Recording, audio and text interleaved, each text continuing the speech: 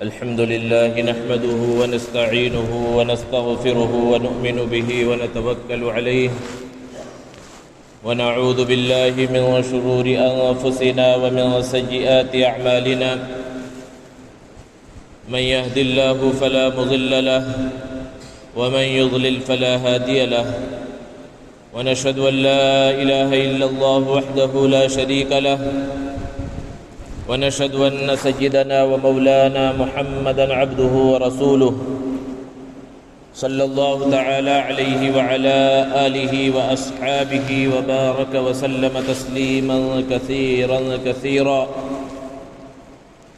أما بعد فأعوذ بالله من الشيطان الرجيم بسم الله الرحمن الرحيم إنما أموالكم وأولادكم فتنة والله عنده أجر عظيم وقال النبي صلى الله عليه وسلم إن لكل أمة فتنة وفتنة أمتي المال أو كما قال عليه الصلاة والسلام معزز سامعین کرام، بزرگوں اور دوستوں،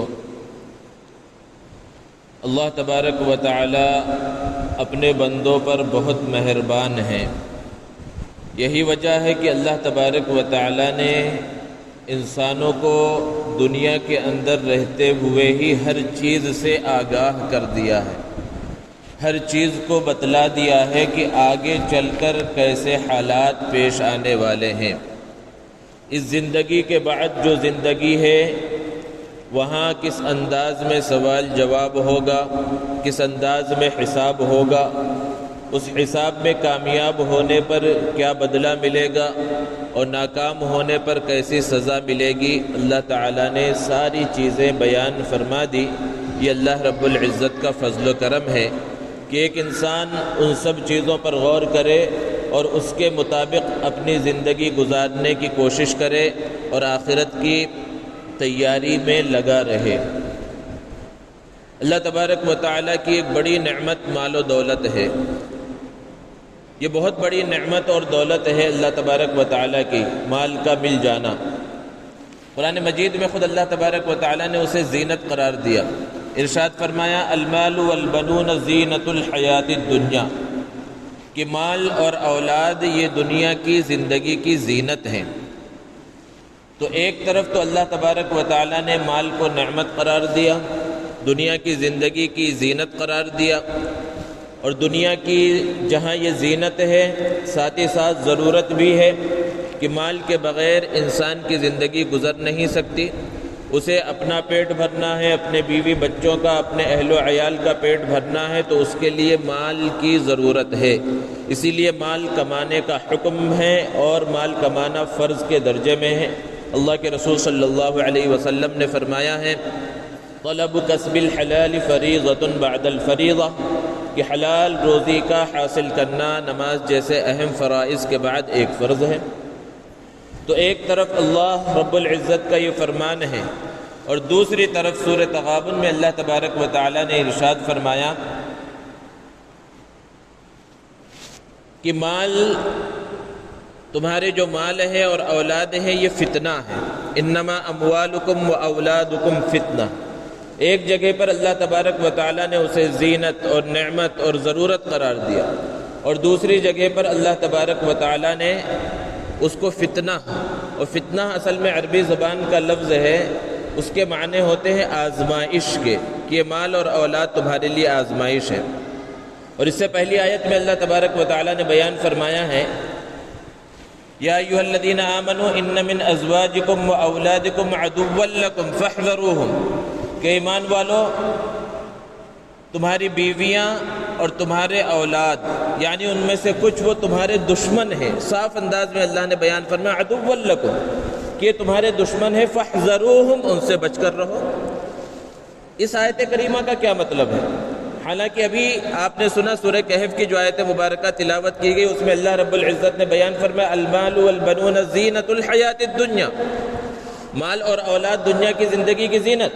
اور دوسری جگہ پر اللہ تبارک و تعالیٰ فرما رہے ہیں کہ تمہارے بیویوں میں سے کچھ اور تمہارے اولاد میں سے کچھ وہ تمہارے دشمن ہیں۔ ان سب کا خلاصہ یہ ہے کہ اگر تمہاری بیویاں اور تمہارے اولاد تمہیں شریعت پر عمل کرنے سے روکنے لگے،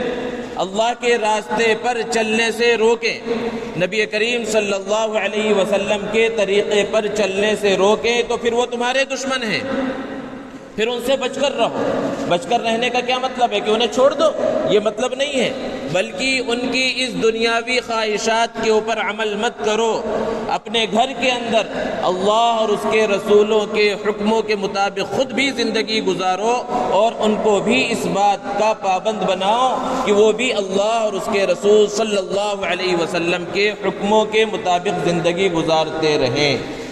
تو یہ دشمن ہونے کا مطلب ہے۔ پھر اگلی آیت میں فوراً اللہ نے بیان فرما دیا کہ تمہارے مال اور تمہاری اولاد یہ آزمائش ہیں۔ آزمائش اسی طرح سے کہ مال ضرورت تھی، ضرورت کے بقدر انسان حاصل کرتا، اسے خرچ کرتا، کوئی مسئلہ نہیں تھا، لیکن اللہ تبارک و تعالیٰ نے انسان کے دل کے اندر ایک محبت بھی رکھی ہے۔ تو اگر مال کی محبت پیدا ہو جائے، مال کی محبت سرسری انداز میں ہو تو اس سے کوئی حرج نہیں، لیکن اس طرح کی محبت دل کے اندر پیدا ہو جانا کہ پھر جائز ناجائز کا کوئی خیال نہیں ہے، کون سے انداز میں مال کمانا جائز ہے، کون سے انداز میں مال کمانا ناجائز ہے، اس کا خیال نہ ہو۔ پھر مال آ گیا تو اس کے بعد عجب، تکبر، بڑائی اپنے اندر آ جائے، اور پھر غلط راستوں پر اسے خرچ کیا جانے لگے، فضول خرچی کی جانے لگے، حق کے اور خیر کے راستوں میں خرچ نہ کیا جائے۔ یہ ہے آزمائش کا مطلب، یہ ہے فتنہ، اور پھر یہ صرف فتنہ ہی نہیں ہے، یہ انسان کو جہنم تک پہنچانے والا ہے۔ اس لیے اب جب آزمائش ہے تو آزمائش اللہ رب العزت ڈالتے ہیں۔ اس آزمائش سے بچنے کا طریقہ کیا ہے کہ انسان مال کمائے اور خوب کمائے، جتنا کما سکتا ہے کمائے، لیکن اس کی محبت اپنے دل کے اندر نہ ڈالے۔ شیخ عبد القادر جیلانی رحمۃ اللہ علیہ نے لکھا ہے، ان الدنیا خلقت لکم وانکم خلقتم للآخرہ، کہ پوری دنیا اللہ نے تمہارے لیے ہی بنائی ہے، لیکن تمہیں بنایا ہے آخرت کے واسطے۔ شیخ کی کتاب ہے غنیۃ الطالبین، اس کے اندر لکھا ہوا ہے کہ تمہارے ہاتھ کے اندر دنیا ہونی چاہیے، خوب دنیا ہو، لیکن تمہارے دل کے اندر دنیا نہیں ہونی چاہیے۔ ہم صحابہ کرام رضوان اللہ تعالی علیہم اجمعین کی زندگی کا جائزہ لیں، صحابہ میں بھی ہر طرح کے لوگ تھے، بعض بہت مالدار تھے۔ حضرت عبد الرحمن ابن عوف رضی اللہ تعالی عنہ کو دیکھیں کہ وہ عشرہ مبشرہ میں سے ہیں، ان 10 صحابہ میں سے ہیں جن کو اللہ کے رسول صلی اللہ علیہ وسلم نے دنیا کے اندر رہتے ہوئے جنت کی بشارت دی، ان کے لیے جنت واجب ہو چکی ہے۔ لیکن وہ کتنے مالدار تھے کہ جب ان کا انتقال ہوا تو ان کی وراثت آج کے زمانے کے اعتبار سے اگر لگائی جائے تو پورا ایک ملک خریدا جا سکتا ہے۔ اربوں دینار تھے، لاکھوں کروڑوں نہیں، اربوں دینار ان کے خزانے کے اندر موجود تھے، اور سونے کے بڑے بڑے ٹکڑے تھے۔ روایتوں کے اندر ہے کہ جب کاٹا جانے لگا تو آریاں کٹ گئی، خراب ہو گئی، لیکن ان کا سونا نہیں کٹ رہا تھا۔ اتنا مال و دولت اللہ رب العزت نے انہیں عطا فرمایا تھا، لیکن وہ خوب خرچ کرتے تھے، اس کے باوجود اتنا بچا ہوا تھا۔ انہوں نے صحیح انداز میں کمایا تھا، اسی لیے اللہ کے رسول صلی اللہ علیہ وسلم نے انہیں بشارت دی تھی جنت کی۔ ایک طرف ایسے صحابہ بھی ہیں، دوسرے طرف حضرت ابو ذر غفاری رضی اللہ تعالی عنہ جیسے صحابہ بھی ہیں، زہد و تقوی ان کے اندر کوٹ کوٹ کر بھرا ہوا ہے۔ ایک صحابی ہے، انصاری صحابی حضرت عمیر رضی اللہ تعالی عنہ، بہت زیادہ زہد اور دنیا سے دوری ان کے اندر تھی۔ حضرت عمر فاروق رضی اللہ تعالی عنہ کا جب دور خلافت آیا تو حضرت عمر رضی اللہ تعالی عنہ نے انہیں حمص کے ایک علاقے کا گورنر بنایا۔ وہ علاقہ فتح ہوا تھا، وہاں کا حاکم اور گورنر بنا کر انہیں روانہ کر دیا، اور کہا وہاں کی جا کر دیکھ بھال کرو، سارے مسائل کو سنبھالو، اور جو فتوحات ہوں، مال غنیمت وغیرہ حاصل ہو، اسے مدینۃ المنورہ دارالخلافہ بھجواؤ۔ اب ایک لمبا زمانہ گزر گیا، ادھر سے کوئی جواب نہیں آیا حضرت عمر رضی اللہ تعالی عنہ کی طرف سے۔ تو حضرت عمر فاروق رضی اللہ تعالی عنہ امیر المؤمنین نے ایک خط لکھوایا، اور خط کے اندر لکھا کہ جب سے تم یہاں سے گئے ہو پھر کوئی جواب تمہارے پاس نہیں آیا، میرا یہ فرمان جیسے ہی تمہارے ہاتھ میں پہنچے سب کچھ چھوڑ چھاڑ کر جتنی چیزوں کے تم مالک ہو، جتنا مال غنیمت تمہارے پاس ہے، سب کچھ سواریوں کے اوپر لدوا کر فوراً مدینہ روانہ ہو بغیر کسی تاخیر کے۔ اب جب یہ فرمان نامہ حضرت عمر رضی اللہ تعالیٰ عنہ کا حضرت عمیر رضی اللہ تعالیٰ عنہ کے پاس پہنچا تو امیر المؤمنین کا فرمان ہے، اس کو پورا کرنا فوراً ضروری ہے۔ انہوں نے فوراً جو ہے اپنا سامان اٹھایا، اور سامان کیا ہے؟ ایک چھوٹا سا تھیلا ہے، ایک لاٹھی ہے، اور تھوڑا سا توشہ وغیرہ ہے، اور ایک مشکیزہ ہے جس کے اندر پانی وغیرہ ہے، اور لیا اور پیدل چل پڑے، سواری بھی نہیں ہے، اور کافی دور کا فاصلہ حمص کا علاقہ ہے۔ وہاں سے کئی دنوں کا سفر کرنے کے بعد حضرت عمر فاروق رضی اللہ تعالیٰ عنہ کے دربار میں پہنچے۔ حضرت عمر رضی اللہ تعالیٰ عنہ نے جب انہیں دیکھا کہ ان کو تو میں نے گورنر بنا کر بھیجا تھا، اور یہ گورنر تھے، ایک علاقے کے حاکم تھے، ان کا چہرہ اور ان کی چال ڈھال اور ان کا حلیہ کس انداز میں، تعجب کے انداز میں پوچھا کہ تمہارا چہرہ، تمہاری شکل و صورت کس انداز میں نظر آ رہی ہے؟ تو انہوں نے کہا کہ مجھے تو آپ کے اس بات کے کہنے پر تعجب ہے، کیا میں صحت مند نظر نہیں آ رہا؟ کیا میرے کپڑے مکمل نہیں ہیں؟ کیا میں صحیح انداز میں نہیں ہوں؟ پھر کس چیز کی مجھے ضرورت ہے؟ اور جہاں تک مال و دولت کی بات ہے، جس چیز سے انسان کی زندگی گزر سکتی وہ میرے پاس ہے۔ ایک تھیلا یہ میرے پاس موجود ہے، ایک لاٹھی جس سے کبھی دشمن سامنے آ جائے تو اس سے میں اپنا بچاؤ کر لیتا ہوں، اور یہ پانی پینے کے واسطے مشکیزہ میرے پاس موجود ہے، اور کس چیز کی طلب ہے مجھے؟ ساری چیزیں تو میرے پاس موجود ہیں۔ یہ سن کر حضرت عمر رضی اللہ تعالی عنہ نے وہاں پر جو لوگ موجود تھے ان سے کہا کہ اگر کچھ اور لوگ مجھے عمیر جیسے مل جائیں تو پھر پورے علاقے کا نظام درست ہو جائے۔ پھر اس کے بعد حضرت عمیر رضی اللہ تعالی عنہ سے حضرت عمر نے کہا کہ پھر ٹھیک ہے، آپ کے پاس کچھ نہیں ہے، لیکن بہت سی فتوحات اس علاقے میں ہوتی رہی، مال غنیمت کہاں ہے؟ تو انہوں نے کہا کہ اللہ نے جو کچھ دیا میں لوگوں کے درمیان میں نے تقسیم کر دیا، اور میرا معمول یہ تھا جیسا کہ اللہ کے رسول صلی اللہ علیہ وسلم نے زکوٰۃ کے بارے میں ارشاد فرمایا، مالداروں سے لی جائیں اور غریبوں میں تقسیم کر دی جائے۔ میں مالداروں سے جمع کرتا تھا، غریبوں میں بانٹ دیتا تھا، بچنے کا سوال ہی نہیں، وہاں پوری خوش خرم لوگوں کی زندگی گزر رہی ہے۔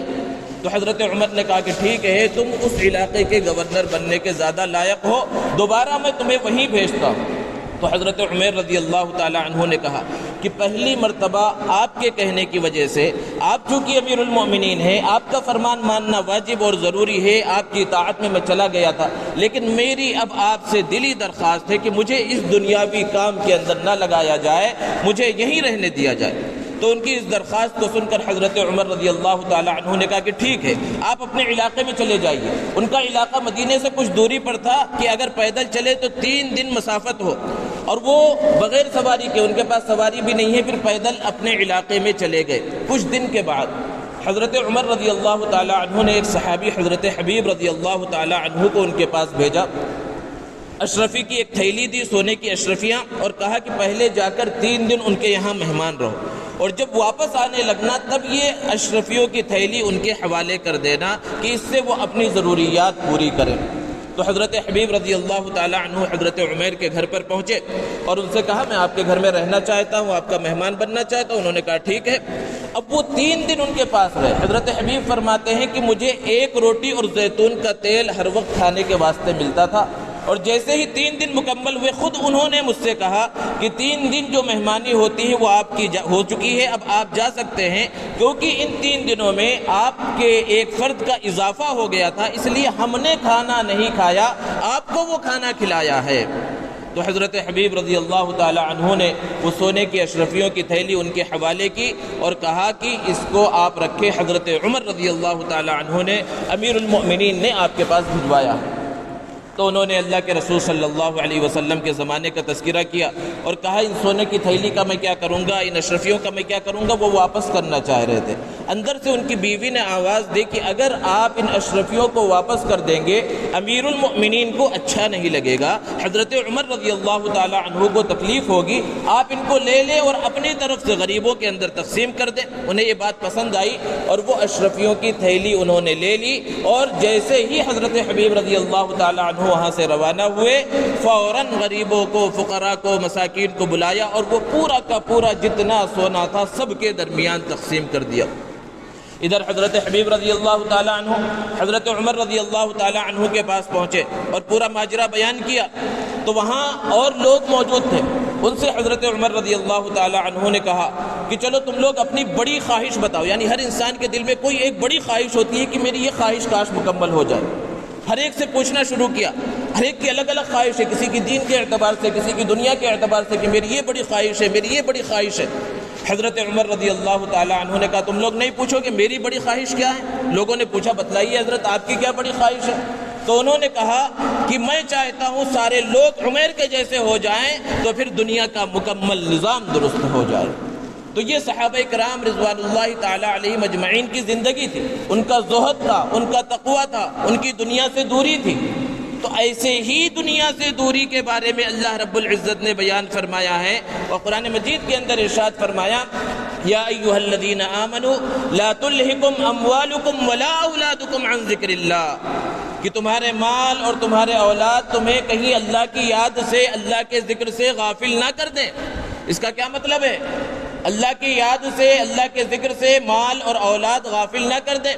کہ نماز کا وقت ہو گیا ہے، ہم اپنی دکان پر موجود ہیں، کاروبار میں موجود ہیں، اپنی ملازمت کی جگہ پر موجود ہیں، یا جو کچھ ہم کرتے ہیں وہاں پر موجود ہیں، اب نماز کا وقت ہو گیا، ذکر اللہ کا وقت ہو چکا ہے، اللہ کی یاد کرنے کا، اللہ کے سامنے سر جھکانے کا وقت ہو چکا ہے۔ اب اس کے باوجود ہم اپنی دکان بند کر کے اللہ کے گھر کی طرف روانہ نہ ہو، اپنی ملازمت کو چھوڑ کر اپنے اللہ کو یاد کرنے کی طرف روانہ نہ ہو، اپنے کاروبار کو، اپنے بیوی بچوں کو چھوڑ کر اللہ کو یاد کرنے کی طرف روانہ نہ ہو، نہ چلے، تو گویا کہ ہمیں ہمارے مال اور اولاد نے غفلت کے اندر ڈال دیا ہے، اور اللہ رب العزت نے سخت انداز میں اس سے منع فرمایا۔ اور جب انسان غفلت میں پڑ جائے تو پھر اس وقت یہی مال، یہی اولاد، یہی بیوی، یہی بچے اس وقت فتنہ ہے، آزمائش ہے، اس کی وجہ سے انسان غلط راستے پر چل پڑتا ہے۔ اور اسی مال کے بارے میں اللہ رب العزت نے قرآن مجید کے اندر بیان فرمایا وَيْلٌ لِكُلِّ هُمَزَةٍ لُمَزَةٍ الَّذِي جَمَعَ مَالًا وَعَدَّدَهُ، کہ اللہ رب العزت نے بیان فرمایا کہ تباہی ہے عیب بیان کرنے والوں، لوگوں کا عیب ڈھونڈنے والوں کے واسطے تباہی، ہلاکت اور بربادی ہے۔ پھر فرمایا اس شخص کے واسطے جو مال کو جمع کر رہا ہے، وعددہ، اور گن گن کر رکھتا ہے، خوب جمع کر رہا ہے، اور پھر اس کی سوچ کیا ہے، مال کے بارے میں فکر کیا ہے، یحسب ان مالہ اخلدہ، وہ یہ گمان کرتا ہے کہ اس کا مال اسے ہمیشہ کی زندگی عطا کرے گا۔ اللہ رب العزت نے بیان فرمایا کلا، ہرگز ایسا نہیں ہو سکتا۔ انسان چاہے جتنا کما لے، قارون کی مثال ہمارے سامنے ہے کہ اس کے خزانے کی چابیاں 40 بڑے پہلوان اٹھایا کرتے تھے، خزانہ کتنا زیادہ ہوگا، لیکن وہ بھی نہ بچا، سب کو اس دنیا سے جانا ہے۔ اللہ رب العزت نے سزا بیان فرمائی کہ اگر مال کو صحیح انداز میں نہ کمایا جائے، صحیح انداز میں جمع نہ کیا جائے، اور صحیح انداز میں خرچ نہ کیا جائے، زکوٰۃ صدقات نہ نکالی جائیں، تو پھر انجام کیا ہوگا، لَيُنبَذَنَّ فِي الْحُطَمَةِ، روندنے والی آگ میں ڈالا جائے گا۔ پھر فرمایا وَمَا أَدْرَاكَ مَا الْحُطَمَةُ، تمہیں معلوم بھی ہے کہ روندنے والی آگ کیا ہے، نار اللہ الموقدہ، وہ اللہ کی سلگائی ہوئی آگ ہے، اللہ کی لگائی ہوئی آگ ہے، وہ دنیا کی آگ نہیں ہے جو پانی سے بجھ جائے، فائر بریگیڈ اسے بجھا دیں، وہ اللہ کی لگائی ہوئی آگ ہے، التی تطلع علی الافئدہ، جو سیدھے انسان کے دل تک پہنچے گی۔ اتنے سخت انداز میں اللہ رب العزت نے بیان فرمایا ہے اگر مال کو صحیح انداز میں نہ کمایا جائے اور صحیح انداز میں خرچ نہ کیا جائے۔ بار بار یہ بات آ چکی ہے آپ کے سامنے کہ مال کو کمانا اور مال کا جمع کرنا برا نہیں ہے، لیکن اگر طریقہ غلط ہو جائے تو پھر وہ سخت وعیدیں جو اللہ رب العزت نے بیان فرمائی ہے اس کا انسان مستحق ہو جاتا ہے۔ اسی کو سورۃ توبہ میں بھی اللہ رب العزت نے بیان فرمایا ہے کہ الذین یکنزون الذہب والفضة ولا ينفقونها فی سبیل اللہ، کہ وہ لوگ جو سونا چاندی جمع کر کر کے رکھ رہے ہیں، ولا ينفقونها فی سبیل اللہ، اور اللہ کے راستے میں خرچ نہیں کرتے، فبشرہم بعذاب علیم، تو انہیں دردناک عذاب کی خبر دے دیجئے۔ اور وہ دردناک عذاب کب ہوگا، کیسے ہوگا، اگلی آیت میں اللہ نے بیان فرمایا یوم یحمى علیہا، جس دن ان کے واسطے ان کے سونا چاندی کو، ان کے مال و دولت کو پگھلایا جائے گا، اور پھر اس کے بعد فتکوی بہا جباہہم وجنوبہم وظہورہم، اس مال کے ذریعے ان کی پیشانی کو، ان کے پہلو کو، ان کے پشت کو داغا جائے گا اور کہا جائے گا ھذا ما کنزتم لانفسکم، یہ وہ خزانہ ہے جس کو تم اپنے لیے جمع کر رہے تھے اور تم سمجھ رہے تھے یہ تمہارا ہے، حالانکہ وہ خود تمہارا نہیں تھا، دنیا میں بھی تم اس سے فائدہ حاصل نہ کر سکے، فذوقوا، لہذا آج اس خزانے کا مزہ چکھو۔ اللہ کے رسول صلی اللہ علیہ وسلم نے اسی لیے ارشاد فرمایا کہ انسان کا مال تو بس وہ ہے جو اس نے کھا لیا، اس نے خرچ کر لیا، اس نے پی لیا، وہی اس کا مال ہے، یا پھر اس نے اللہ کے راستے میں خرچ کر دیا، نفع بخش کاروبار میں لگا دیا، اللہ کو قرض حسنہ دے دیا کہ اللہ تبارک و تعالیٰ فیضاعفہ اسے کئی گنا کر دے گا۔ لیکن اور جتنا جمع کر کے رکھا ہے وہ تو وارثوں کا مال ہے، یہاں تک کہ انسان دنیا سے جائے بھی نہ، صرف مرض الموت میں مبتلا ہو جائے، لوگ یہ سمجھنے لگے کہ اب اس کی زندگی شاید ختم ہونے والی ہے، اس کے اعزاء اور اقارب کو محسوس ہو جائے کہ اب شاید اس بیماری سے وہ واپس نہیں آئے گا، ایسے موقع پر اگر کہنے لگے میرا اتنا مال فلاں مسجد کو، میرا اتنا مال فلاں مدرسے کو اور فلاں یتیم خانے کو اور فلاں تنظیم کو دے دیا جائے، اب یہ مال اس کا نہیں ہے، حالانکہ ابھی دنیا میں موجود ہے، پوری زندگی اسی کے واسطے محنت کرتا رہا، کوشش کرتا رہا، لیکن اب وہ اس مال کے واسطے وصیت بھی نہیں کر سکتا، اس کی جو وصیت ہوگی صرف 1/3 مال کے اندر نافذ ہوگی اور باقی پورا مال وہ کس کا ہے؟ وہ وارثوں کا ہو چکا ہے۔ تو انسان جو محنت کر رہا ہے، جو فکر کر رہا ہے، جو کوشش کر رہا ہے، اس کے بارے میں یہ سوچتا رہے کہ وہ ضرور اپنی اولاد کے لیے کر رہا ہے، اپنے بیوی بچوں کے لیے کر رہا ہے، اپنے خاندان کے لیے کر رہا ہے، لیکن اس کوشش، اس محنت، اس مال کے کمانے کے اندر کہیں اللہ کے حکم کو تو نہیں توڑ رہا، کہیں اللہ کے رسول صلی اللہ علیہ وسلم کے طریقے کے خلاف تو زندگی نہیں گزار رہا کہ دنیا بھی تباہ ہو جائے اور آخرت بھی اس کی تباہ و برباد ہو جائے۔ اس لیے اس چیز پر بہت زیادہ غور کرنے کی ضرورت ہے۔ اللہ کے رسول صلی اللہ علیہ وسلم نے ارشاد فرمایا ہے کہ ہر امت کا ایک فتنہ ہوتا ہے، وَفِتْنَةُ أُمَّتِي الْمَالِ، اور میری امت کا جو فتنہ ہے وہ مال ہے۔ ایک حدیث میں اللہ کے رسول صلی اللہ علیہ وسلم نے بیان فرمایا کہ مجھے تم پر فقر و فاقہ کا ڈر نہیں ہے کہ تم بعد میں چل کر فقیری میں، غریبی میں، فقر و فاقہ میں مبتلا ہو جاؤ گے، مجھے جو اندیشہ ہے وہ اس بات کا اندیشہ ہے کہ تمہارے پاس مال و دولت کی خوب کثرت ہوگی، بہت زیادہ مال و دولت ہوگا، اور پھر اس مال و دولت کے حاصل کرنے میں تم ریس لگاؤ گے، تنافسوہا، اس کے واسطے ایک دوسرے کو پیچھے چھوڑنے کی کوشش کرو گے کہ تمہارے پاس زیادہ ہو، دوسرے کے پاس زیادہ نہ ہو، اور پھر اس انداز میں تم گڑھے کے اندر گر جاؤ گے، اس انداز میں تم غلط کام کرو گے جیسے کہ پہلے لوگوں نے کیا ہے، پہلی امتوں نے کیا ہے، اس کے بعد تم تباہ و برباد ہو جاؤ گے۔ اور ایک حدیث میں اللہ کے رسول صلی اللہ علیہ وسلم نے ارشاد فرمایا کہ مجھے اپنے بعد شرک کا اندیشہ نہیں ہے تمہارے اندر، مجھے جو اندیشہ ہے وہ مال کے فتنے کا اندیشہ ہے۔ حالانکہ دوسری حدیثیں بھی ہیں جس میں اللہ کے رسول صلی اللہ علیہ وسلم نے یہ بات بھی بیان فرمائی ہے، کاد الفقر ان یکون کفرا، کہ فقر، غریبی، کفر تک بھی انسان کو پہنچا سکتی ہے، اور یہ بھی حالات ہمارے سامنے ہیں۔ دنیا کے اندر جو ارتداد نظر آ رہا ہے یا ارتداد کی ہوا بعض جگہوں پر نظر آتی ہے، مسلمان اسلام کو چھوڑ رہے ہیں، بظاہر ایسا دکھایا جاتا ہے، مرتد ہو رہے ہیں، تو وہ کیوں مرتد ہو رہے ہیں؟ ایسا نہیں ہے کہ پہلے بہت زیادہ پکے ایمان والے تھے اور سچے پکے مومن تھے اور کسی وجہ سے انہوں نے ایمان کو چھوڑ دیا، ہرگز یہ بات نہیں ہے، صرف مال و دولت، پہلے سے بھی ایمان مضبوط نہیں تھا، نام کے مسلمان تھے، مسلمان علاقے میں رہ رہے تھے، مسلمان گھرانوں میں پیدا ہوئے تھے، اسلام کے نہ تو احکامات ان کی زندگی میں تھے، نہ شریعت کے احکامات ان کی زندگی میں تھے، بس کسی نے مال و دولت کی جو ہے چمک دکھلائی، اس راستے کے اوپر چل پڑے۔ ایسے لوگ اگر چلے جائے بہت زیادہ گھبرانے کی، پریشان ہونے کی ضرورت نہیں، وہ پہلے سے ہی ان کے دل ایمان والے نہیں تھے، لیکن فکر کی ضرورت ہے کہ ایسے لوگوں کو کیسے بچایا جائے۔ غیروں کی محنتیں کس انداز میں چل رہی ہیں، ہماری محنت کا حال کیا ہے، ہم کس انداز میں دنیا کی زندگی گزار رہے ہیں۔ ہمارا مطمع نظر صرف اور صرف دنیا ہے، صرف اور صرف مال ہے، کہ مال جس طرح چاہے حاصل ہو جائے، بس ہمیں حاصل ہونا چاہیے۔ یہ فکر، یہ سوچ نوجوانوں کو غلط راستے کے اوپر لے جا رہی ہے، جوئے کی طرف لے کر جا رہی ہے، سٹے کی طرف لے کر جا رہی ہے، اور پھر یہ چیزیں خودکشی تک پہنچا رہی ہیں۔ پہلے یعنی چند سالوں پہلے تک مسلمانوں کے اندر خودکشی کی شرح نہ ہونے کے برابر تھی، لیکن آج بہت سے علاقوں میں، بہت سے جگہوں پر فلاں نے خودکشی کر لی، فلاں نے خودکشی کر لی، ایسی جو باتیں سننے میں آتی ہیں، پھر اس کی باریکی کے اندر جایا جائے، وجوہات معلوم کرنے کی کوشش کی جائے تو فلاں کاروبار کے اندر پیسے ڈالے تھے، نقصان ہو گیا، فلاں کوئی اسکیم آئی تھی، اس کے اندر لاکھوں لگا دیے تھے، جو کچھ لگایا تھا وہاں نقصان ہو گیا، یہاں اتنے کروڑ کا نقصان ہو گیا، فلاں سے اتنے لے لیے تھے، اب واپس کرنے کی طاقت نہیں ہے، کیسے دنیا کے سامنے آئے، خودکشی کر لی۔ یہ حالات پیش آ رہے ہیں، اس کی بنیادی وجہ کیا ہے؟ بڑی بنیادی وجہ کہ جس جگہ پر ہم اپنے پیسے لگا رہے ہیں شریعت کو اپنی نگاہوں کے سامنے نہیں رکھ رہے کہ اس انداز میں پہلے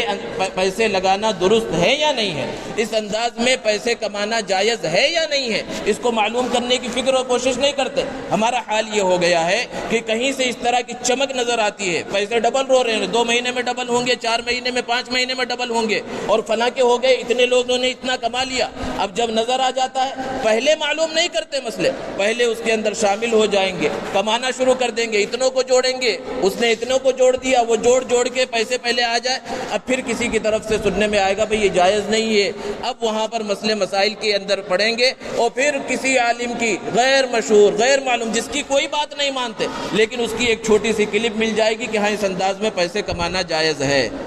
پوری دنیا، پورے بڑے بڑے علماء، سارے مکاتب کے فکر کے فتاوے موجود ہوں گے کہ اس انداز میں پیسے کمانا جائز نہیں، لیکن وہ 2 منٹ کی 10 سال 20 سال پرانی کوئی ویڈیو ایک کلپ میں رہے گی کہ ہاں بس انہوں نے کہہ دیا ہے وہ جائز ہے، بس وہی ہماری دلیل ہے۔ اس انداز میں ہمارا حال ہو گیا ہے، معاشرے کا حال ہو گیا ہے، اور پھر بعض لوگ اتنے جری ہو گئے کہ اگر ان سے